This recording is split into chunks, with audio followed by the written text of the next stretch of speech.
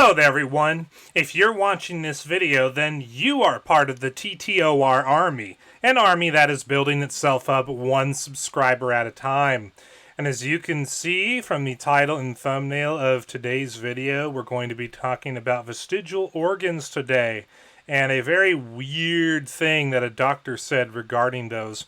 But before we get into that, I'd like to talk to you briefly about something that is super important, especially for those of you who hate YouTube censorship and you love freedom of speech.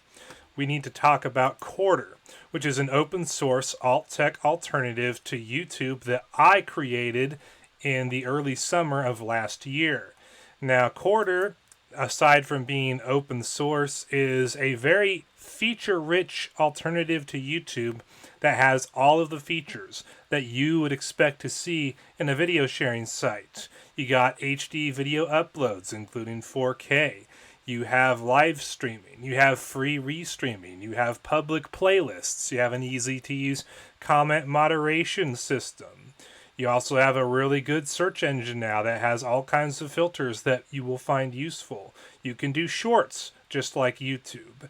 And you will also find features on Quarter that you won't find on YouTube, such as Quarter Bucks, which is an insight currency that you earn by getting views on your uploads. And if you get enough Quarter Bucks, you can use them to promote your channel or individual videos on the main page of Quarter.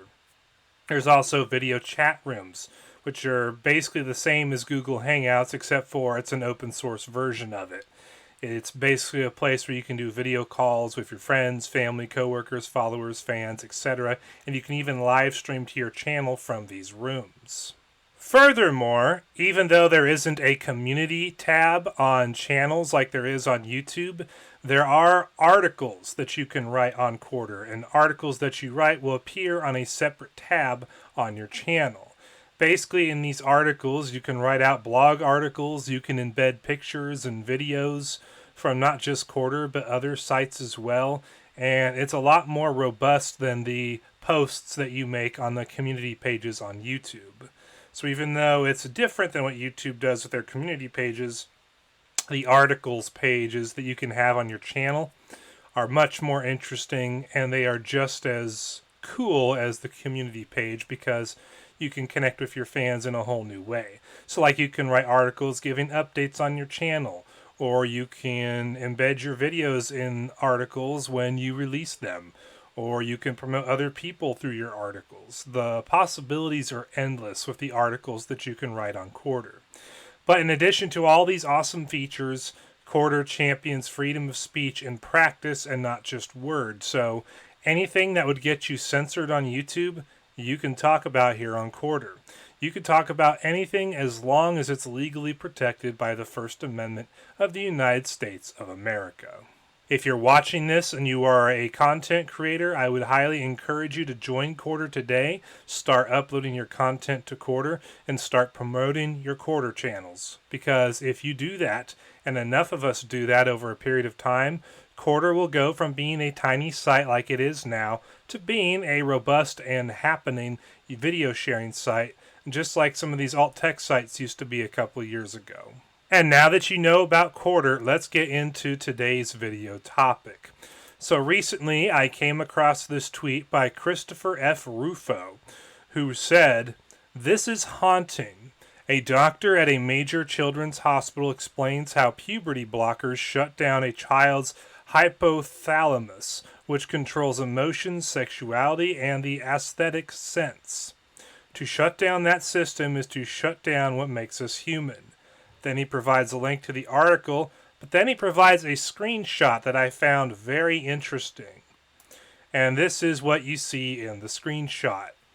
This is a physician that he's talking to saying, "I don't know.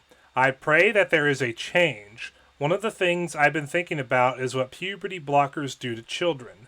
This medication is called a gonadotropin releasing hormone agonist, and it comes in the form of monthly injections or an implant.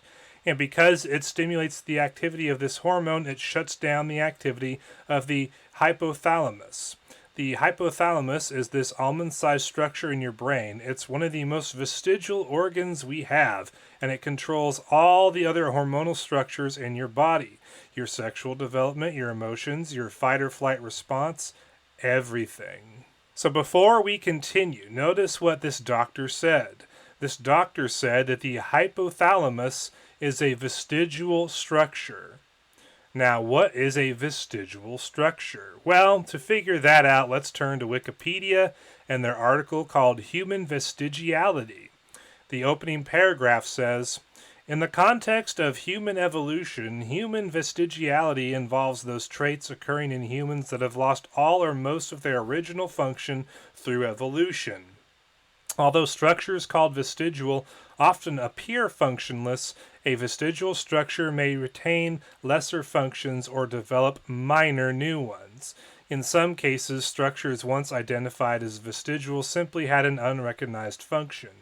Vestigial organs are sometimes called rudimentary organs. So, a vestigial organ is an organ that either has no function or the functionality it does have is very minor and it's not really that important. And yet notice what this doctor says. The doctor says that the hypothalamus, which is allegedly a vestigial structure, it regulates all the hormonal structures of our body. It regulates our sexual development and our emotions, our fight or flight response, everything. But let's continue on reading just so you can see what else it does. But it shouldn't be described in such cold physiological terms because your hypothalamus is not just a hormone factory. It's this system that allows you to stand in awe of the beauty of a sunset, or to hear the sounds of orchestral music, and to stop whatever you're doing and want to listen.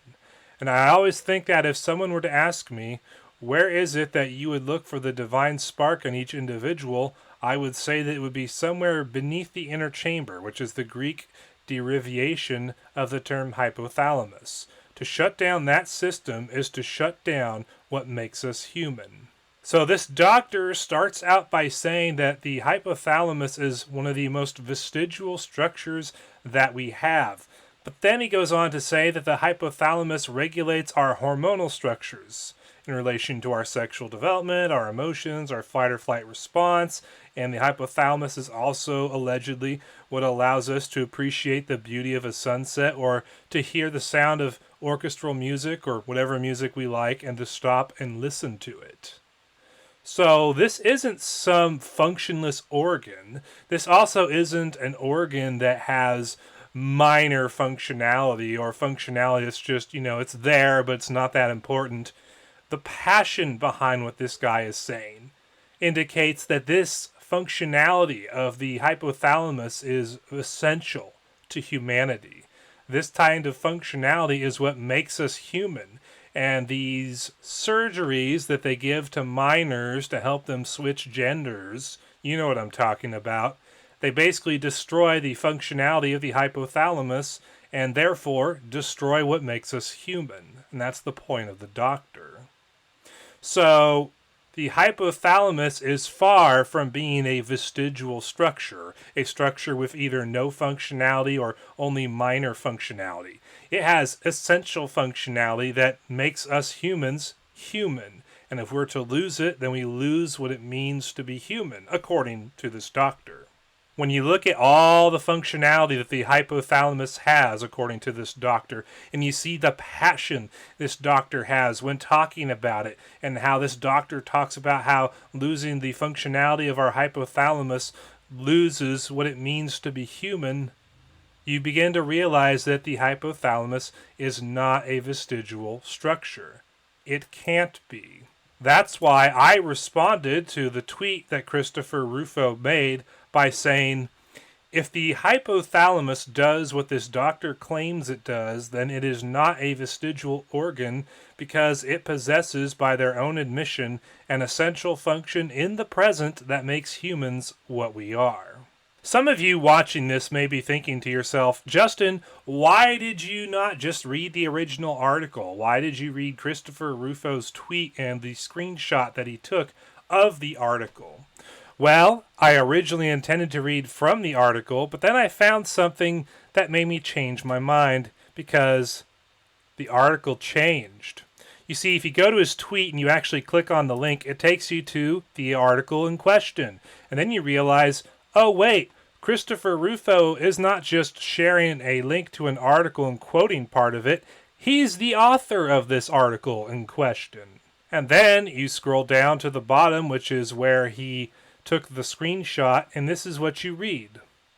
The hypothalamus is this almond-sized structure in your brain. It's one of the most primal structures we have, and it controls all the other hormonal structures in your body.